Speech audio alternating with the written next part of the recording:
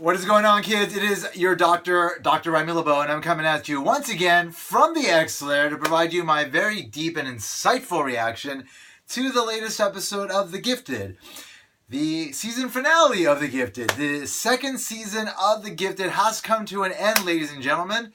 And it was a satisfying ending to the season as far as I'm concerned. I thought that a lot of what happened was at the level that I would expect from a season finale. And I am impressed and surprised by some of the things that went on. Unfortunately, I read a fucking tweet right before I fucking watched the episode. It was so brief. It was just a glimpse of a tweet that said, well, Blink is back and Reed is gone. Before I watched the fucking episode. Blink is back and Reed is gone. It's like, who would put out such a fucking tweet? I think it was the fucking Gifted, the official Gifted tweet, Twitter account, which is fucking ridiculous. Anyway, that aside, I am happy to say that Blink is back and we are going somewhere. She was wearing some crazy fucking outfit. Are we going to like an alternate timeline? Are we going to the age of apocalypse-ish? First of all, that would be interesting, but I just don't feel like the show would be able to pull something like that off. So it just, like everything else in the show, would feel like a second-rate version of what we would want. Like, that sort of storyline, like, they gotta save that for the MCU. They gotta save it. It's gotta be Infinity War level production quality, right? Like, I hope they don't do that. But beyond what I think may or may not be happening, because, like, obviously we saw, like, fires, and, like, it was meant to kind of look like a kind of a post-apocalyptic type of environment. Obviously, it was very little what we saw, so I can't say for sure exactly what it is.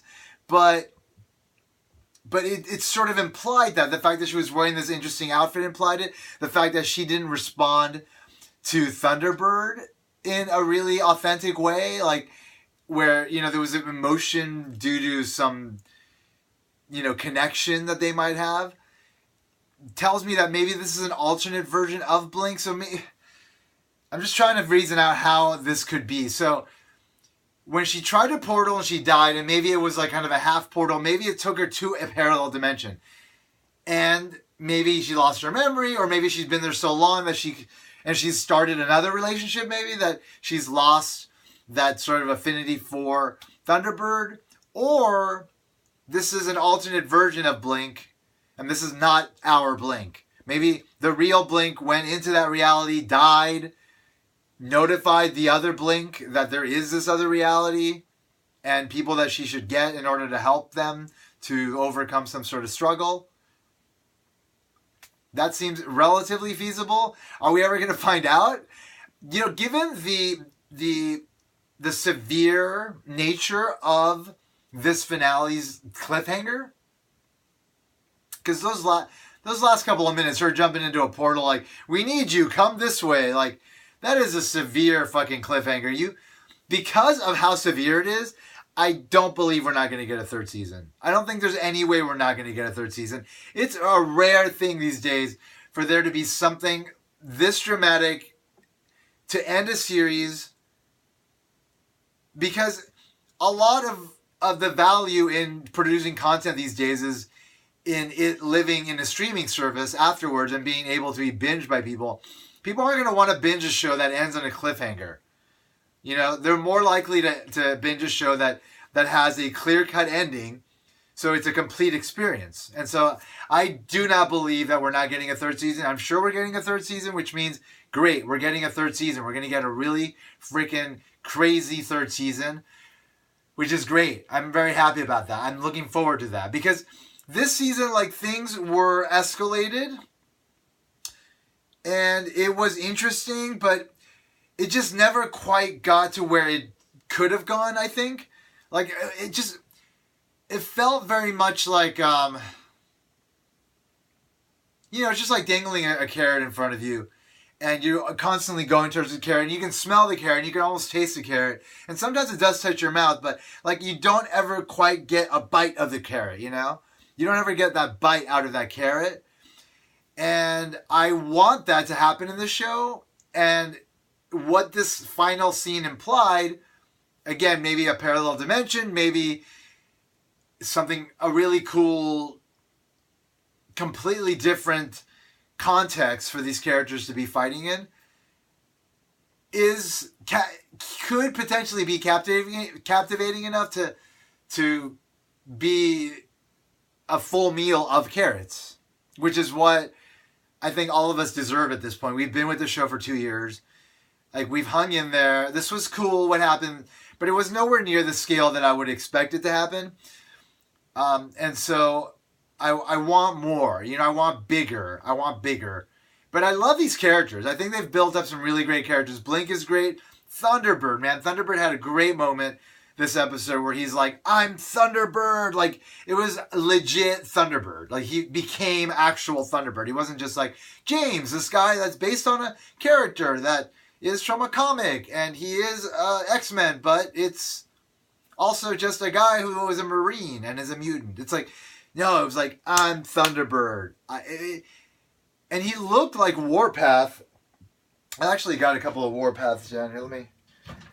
Let me grab one for you real quick. So this is Warpath. This is Thunderbird's brother, right? He eventually became an X-Man. He was part of the X-Force, and also part of the Hellions, which were like the enemies of a younger group of mutants, the New Mutants. Anyway, look at this face here. It's very similar to what we saw in the film. I mean, in the show today.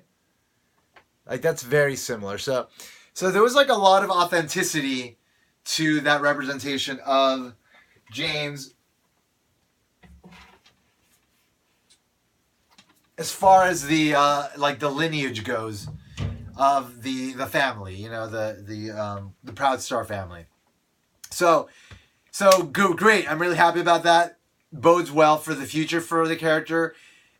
Again, they're doing a really good job of building up these characters. So that was an interesting moment. Him fighting all of the Purifiers on his own, letting them basically just slaughter him to a big extent. Even though it was kind of weird, there were so many guns and it didn't feel like there were that many bullets that hit him. Why didn't a bullet hit him in the head? It's just nitpicky, realistic criticisms of the world that would make it more real if I didn't have them.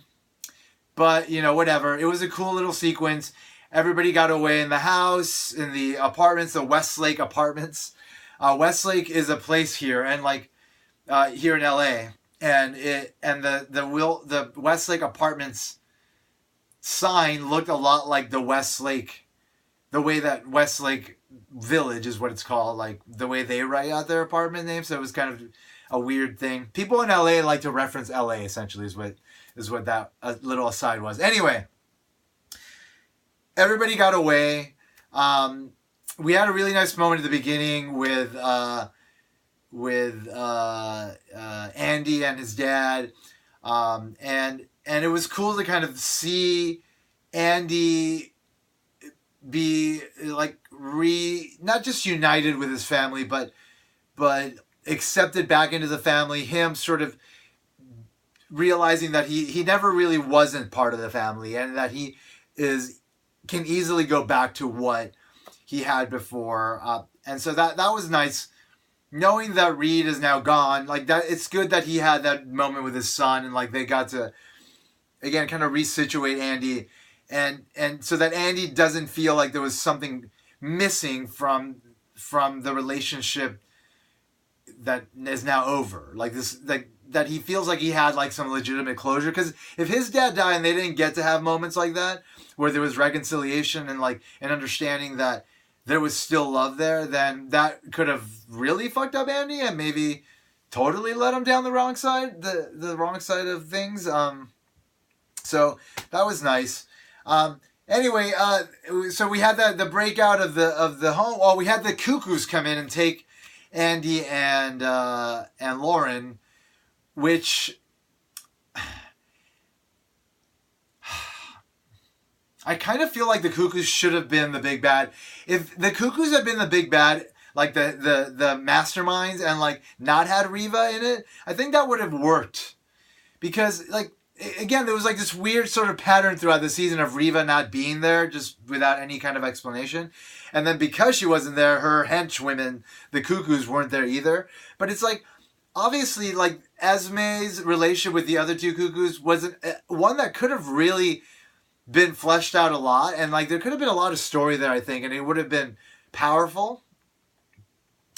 And so there is that. I'm glad that we did get to see the Cuckoos in action a little bit more at the level of power that you would expect from them. Now, this whole thing of like when you're being telepathically controlled, that has a negative effect on you physically. I don't know if I like that idea. But it's cool that they're doing the different things, but I don't know if I like that idea because really, like, the fact that someone's being controlled wholeheartedly by somebody else is, I think, enough to be a sort of a threatening type of effect of that kind of power. I don't think you need to add that extra, and they may actually like permanently damage a person. I don't think you need to add that. But whatever, the show tries different things, and I give them respect for trying different things, even if I may not like those different things. Anyway, so we had the Cuckoos take the Fenris twins and actually use them to destroy a Sentinel services building, with everybody in it. So, I mean, we're talking about a massacre here. Like, this is worse than the Oklahoma bombing that happened in the 90s, where a federal building was bombed by a bunch of fucking crazy, well, I guess they call themselves patriots, but it was just like domestic terrorists. This was worse than that. I mean, you're talking about an entire building being incinerated. Who knows how many people dying in it? I mean, this is really going to set off the anti-mutant hysteria, even though obviously now we know that in that 7/15 incident, whenever it was, that there were thousands of people that were murdered or died as a result of it. And so obviously that was a big catalyst for a lot of what's going on in the show now. And now I think this is just going to exacerbate the situation.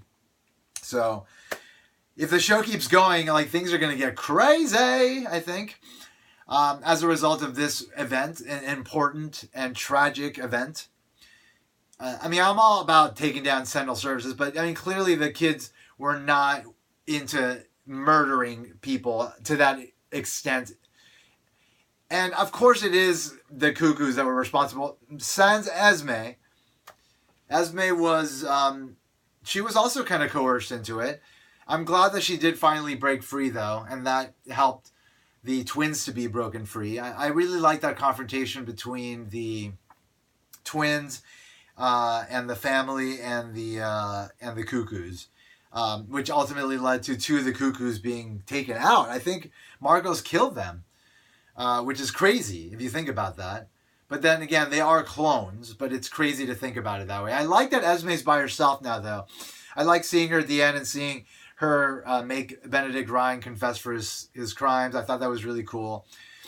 So I like the idea of Esme continuing on her own as a powerful telepath, which is sort of like basically Emma Frost, the person that she's cloned from in the world as a young girl. So that's an interesting concept. I like the triplets concept, and I like the quintuplets concept, but I like the idea of there just being one of them, and it being Esme, and seeing like where that's going to go. Even though I bet there are other Cuckoos. She'll probably find other ones. That would be cool if that was part of her storyline in the next season, to kind of find more of her. I mean, because they must exist if they created 5. Anyway, then we got that confrontation between Reed and Riva, and like, one thing that I did not like was, like, I felt that Lorna was underutilized. Like, I felt like even when the Mutant Underground was back at the base, that they could have just used Lorna to take out the purifiers. I mean, we're talking about the mistress of magnetism, like, here. Like, come on. I mean, we're talking about somebody extremely powerful that can get out there and just and do a lot of damage, but we didn't see it. Like what I imagined in my mind was like her creating like that electromagnetic bubble and like shielding everybody and then like floating them out like Magneto did in the X-Men cartoon. That's something I thought about recently as well. Like when Marvel reboots the X-Men, like that should be part of the way they represent Magneto with that sphere, that magnetic sphere. I think that would look really fucking dope.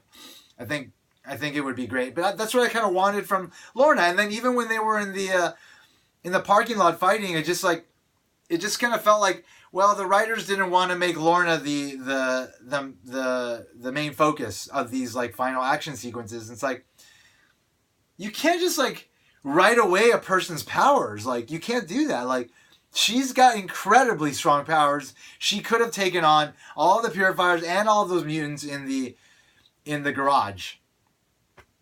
But whatever, it's fine. I get it. Like they wanted to save the moments for the kids and obviously Reed. So when Reed finally lets go of his power and he takes out Riva, that was pretty cool, you know? It was a cool moment. It was a powerful moment. We saw it in Kate and her reaction. That was genuine emotion. I love that. Seeing Riva get obliterated instantly was cool. And I'm glad it wasn't just like he grabs her and like he crumbles. It was like he fucking let out all the energy and it took out like the several top floors of the building. That was great. It was like, okay, so it didn't matter if she was close or away. It was just about discharge. And so that was, I like how that went down. It was a little bit brief. I wanted a little bit more from it, but what we got was enough to satisfy me. I thought it was great. I thought it was a great way to say goodbye to Reed. Reed never really felt like a character that belonged. He didn't feel like right in the I don't know. There was something about him and being there, like his lack of ability to control his powers. It just didn't feel like right for me. I don't know. There was always something off about it, so I'm kind of glad he's gone. But it was a great way to send him off, and I think it's going to do a lot for growing the kids as well as Kate's character that I'm really loving the evolution of as a human being. Like she was like she stockpiled guns in the basement, and she said, well, I don't have power, so I have to do something. So there's something great happening with that character, which I hope continues on. I think it could be pretty interesting and fantastic. So I look forward to seeing what happens there. I look forward to seeing what happens with the kids. And it was cool that we saw Lorna, Eclipse, and their kids together. That was a nice little moment. It felt very kind of subplotty, like where Lorna and him just weren't the main focus, or as much of a focus as they could have been, which is disappointing, you know? Like, I want a little bit more of a spotlight placed on them, but it is ultimately an ensemble show, and so I understand there has to be some shuffling around of the storylines, juggling the importance of the various characters. And I'm sure that will be rectified in the next season if we get it, which I'm pretty sure we're going to. And so I'm comfortable waiting for that. And then, of course, there was, again, like I mentioned, that final moment with Clarice popping out. If I hadn't seen that tweet, man, it would have been such a great moment, like a great visceral moment. Unfortunately, we live in that world where social media tends to spoil things sometimes. And hey, it was still a cool moment to witness. And again, like her weird outfit implied something. Because in the Age of Apocalypse, which, by the way, if you don't know, it has to do with Legion, Xavier's son, going back in time, trying to kill Magneto to stop him from ever trying to get in his father's way. His father being Charles Xavier. And instead of killing Magneto, he kills Xavier. And that causes an alternate timeline where Apocalypse, this powerful mutant who's all about the survival of the fittest, has taken over the world. And he's basically killed off most humans. And it's a nightmare reality. And in that reality, everybody has a different look. And Blink is in there. And she had this interesting kind of cool look to her. And so that's why I immediately thought of that when I saw that portal and her exotic-esque costume. So maybe we're heading there, maybe we're not, I don't know. But I guarantee you we're going to get a third season. So what's happening right here, is going to continue. So we'll be continuing these conversations, believe me, into the next year, 2000. 2000. No, actually, it might start at the end of this year. So maybe it'll happen in 2019, going into 2020, hopefully. But again, like I even if it doesn't happen, I would be comfortable with it because I have every degree of faith in Disney/Marvel now to shepherd the characters and the X-Men canon into a world of just pure satisfaction for all X-Men fans, regardless of whether or not you read the comics or not. You're going to love what they're going to do with the X-Men. It's going to be fantastic. And so, you know, if that means like we have to just kind of sweep something like this under the rug, I'm fine with it, because the kind of shows that Marvel will produce about the X-Men, about mutants, will be of the highest fucking caliber, and it'll just blow any of this stuff away. Even though Legion, I'm looking forward to that third season. And on that note, Legion Season 3 is going to be out this summer. I'm going to be doing reviews on it, so I'll be back. Don't worry. Until then, I want to remind you that if you haven't already, you better put an X in that box, ladies and gentlemen, because ain't nobody checking me. Don't forget to subscribe. Take care. See you soon. Bye-bye.